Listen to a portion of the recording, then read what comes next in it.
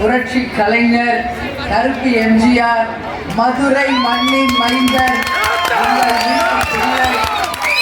அவர்களுடைய ஆசீர்வாதத்துடன் இன்றைக்கு இந்த திருமண விழா மிக சிறப்பாக நடந்தது. இந்த திருமண விழாவை ஏற்பாடு செய்த அவர்களுக்கும், பாலச்சந்தர் அவர்களுக்கும், அண்ணன் கணபதி அவர்களுக்கும், அனைத்து ஒன்றிய நகர பேரூர் கழக கிளைக்கழக நிர்வாகிகளுக்கும், எங்கள் மகளிர் அணி சகோதரிகள், இவர்களை வாழ்த்த வந்திருக்கும் எங்கள் மாவட்ட கழக செயலாளர்களுக்கும், எங்கள் உயிரினும் மேலான எங்கள் அன்பு கழக உடன்பிறப்புகளாகிய உங்கள் அத்தனை பேருக்கும் பணிவான வணக்கத்தை நான் தெரிவித்துக் கொள்கிறேன். தேசிய முற்போக்கு திராவிட கழகம் அப்படின்னு சொன்னாலே அந்த பேசிக் பார்த்தோம்னா, அடித்தளம் பார்த்தா எல்லாமே மதுரை தான்.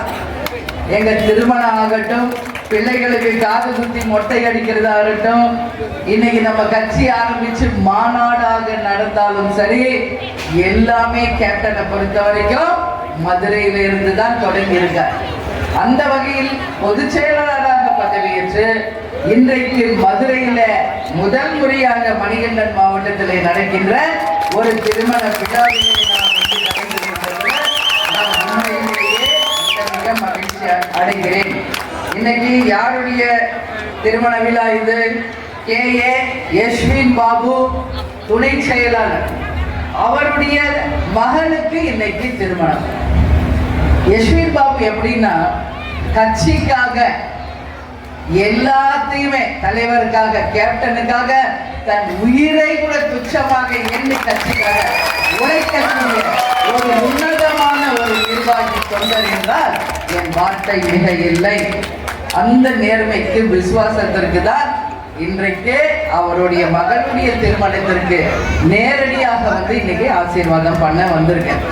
இப்ப கூட மணமக்களை நான் உள்ள சர்ச்சுக்குள்ள ஆசீர்வாதம் பண்றப்போ, 16 செல்வம் பெற்று நீங்க பெருவாழ்வு வாழணும், ஒருத்தர் ஒருத்தர் விட்டு கொடுத்து புரிதலோடு நல்ல ஒரு அண்டர்ஸ்டாண்டிங்கோட இந்த கப்புள்ஸ் 100 வருஷம் எல்லா வளங்களையும் பெற்று வாழணும்னு சொல்லி ஜீசஸ் முன்னாடி நான் ப்ரே பண்ணிட்டு தான் வந்திருக்கேன்.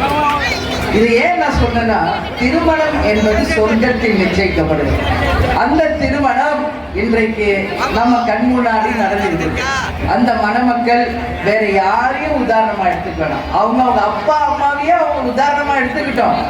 அவங்கள ஆளாக்கி படிக்க வச்சு இன்னைக்கு அவங்களுக்கு ஒரு வாழ்க்கையை உருவாக்கி இன்றைக்கு வரைக்கும் அந்த குடும்பத்திற்காக உழைத்து ஒற்றுமையோடு அந்த குடும்பத்தை நடத்துறாங்கல்ல.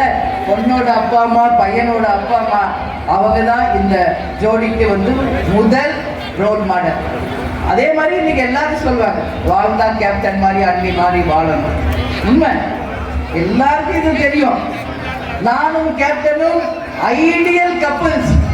எங்களுக்குள்ள அந்த அளவு ஒரு புரிதல், தலைவர்கிட்ட இருந்து எல்லாமே நான் அவர்கிட்ட சொல்றேன், தலைவர் எல்லாமே என்கிட்ட கேட்பார். அந்த அளவு சரியாக இருக்கு. ஆனா கடவுள் என்னன்னு தெரியல, நல்லவர்களை தான் சோதிக்கிறாரு, நல்லவர்களை தான் சீக்கிரம் கூட்டு போயிடாரு. திருடர்களும் கொள்ளக்காரனும் எல்லாரையும் நல்லபடியாக தான் வாழ வச்சுட்டு இருக்கேன். இதனுடைய அர்த்தம் என்னன்னு எனக்கே இந்த நிமிஷம் வரைக்கும் புரியவே இல்லை. நல்ல மனிதர்களை கடவுள் சீக்கிரம் கூட்டு போறார். புரட்சி தலைவர் எம்ஜிஆர் எடுத்துக்கங்க, அதுக்கடுத்து புரட்சி கலைஞர் கேப்டன் எடுத்துக்கங்க. 2 பேருமே 71 வயசுல மறைஞ்சிட்டாங்க. 2 பேருமே டிசம்பர்ல மறைஞ்சிட்டாங்க. புரட்சி தலைவி அம்மாவும் டிசம்பர்ல மறைஞ்சவங்க தான். அந்த மாதிரி அவங்களுக்குள்ள ஒரு ஒற்றுமை. ஆனா ஒண்ணு மட்டும் நான் யோசிப்பேன், ஏன் கேப்டன் கடவுள் இப்படி பண்ணிட்டாரு, கோபம் வரும், அழுக வரும்.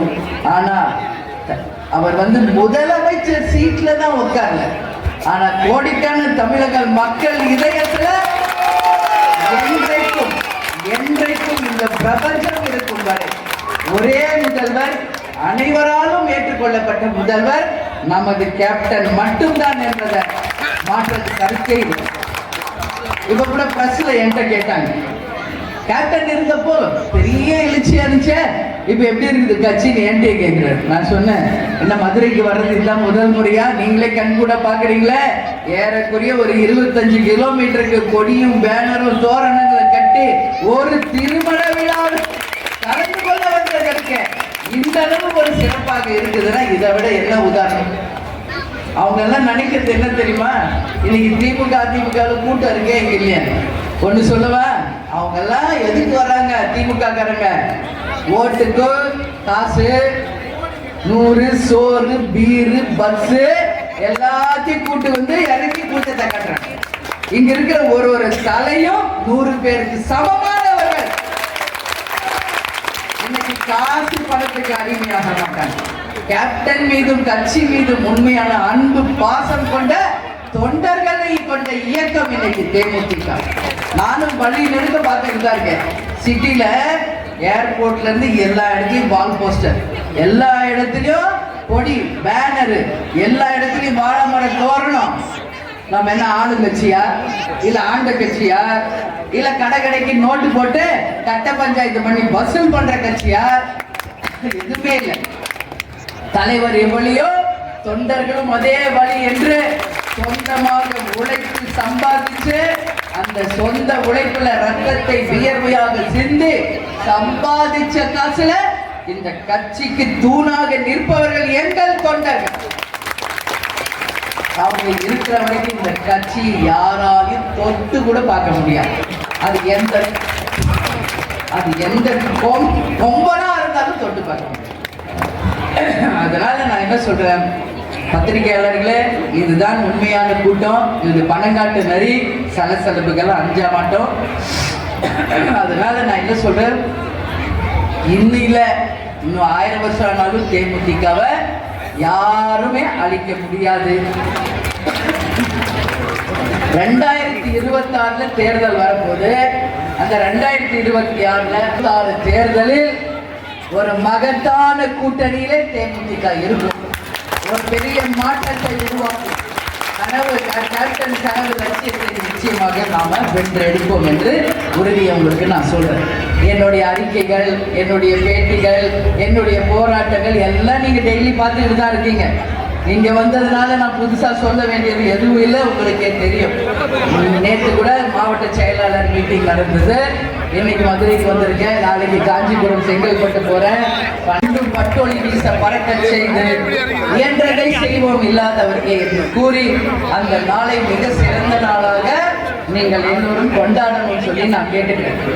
எல்லா தலைவருக்கும் அமையாத ஒரு விஷயம் நம்ம தலைவருக்கு தான். இன்னைக்கு தமிழ் இலங்கை வாழ் தமிழர்கள் கேப்டனுக்காக ஒரு தேர வடிவமைச்சு இந்த மாச கடைசியில அவர்களே கொண்டு வந்து தலைமை கழகத்துல வைக்க போறாங்க. வச்ச பிறகு நீங்க எல்லாம் எப்பெல்லாம் நேரம் கிடைக்கதோ நீங்க வந்து அந்த தேரை பார்க்கணும். ஏன்னா இது உலக அளவில் எந்த தலைவருக்கும் நடக்காத ஒரு விஷயம். அதனால இன்னைக்கு தமிழர்களே இன்னைக்கு தலைவரே அவர்களுக்கு நம்ம மதுரையிலிருந்து நம்ம மக்கள் சார்பாக பணிவான நன்றிகளை வணக்கங்களை நான் தெரிவித்துக் கொள்ள கடமைப்பட்டிருக்கேன். அதே மாதிரி நிச்சயமாக மகத்தான கூட்டணி அமையும். லஞ்ச ஊழலுக்கு அப்பாற்பட்டு ஒரு நேர்மையான ஆட்சி நிச்சயம் நாம கொண்டு வருவோம். அத்தனை பேரும் கேப்டனை நம்பி வந்த தேமுதிகவை சேர்ந்த அனைவருக்கும் பொற்காலத்தை உருவாக்குவதே உங்கள் அந்நியாரினுடைய ஒரே கொள்கை அப்படின்றது இந்த நேரத்தில் நான் சொல்றேன். எனவே எல்லோரும் ஒற்றுமையாக சிறப்பாக செயல்படுங்கள். அடிக்கடி நான் மாவட்ட செயலாளர்களை சந்திச்சுட்டு தான் இருக்கேன். அவங்க கொடுக்குற இன்ஸ்ட்ரக்ஷன்ஸை நீங்கள் சிறப்பாக பண்ணணும், சரியான முறையில் இந்த கட்சியை வழி நடத்தணும்.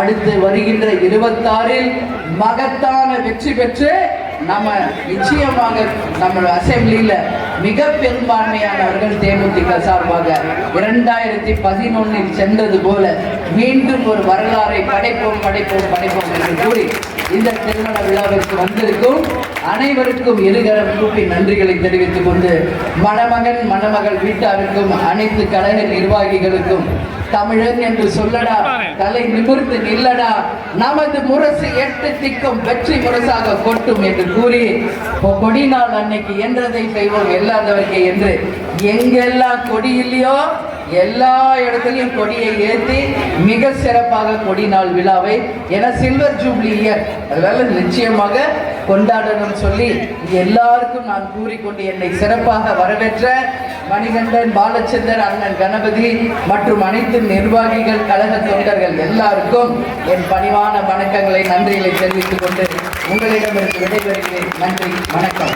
துல்லியமாக தினசரி நடப்பு நிகழ்வுகளையும் கல்வி, விளையாட்டு, அரசியல், வாழ்க்கை முறை, மருத்துவம், தொழில்துறை, சினிமா, பொழுதுபோக்கு போன்ற பல்வேறு நிகழ்ச்சிகளையும் உடனுக்குடன் காண கேப்டன் டிவி மற்றும் கேப்டன் நியூஸ் சமூக வலைத்தள பக்கங்களோடு இணைந்திருங்கள்.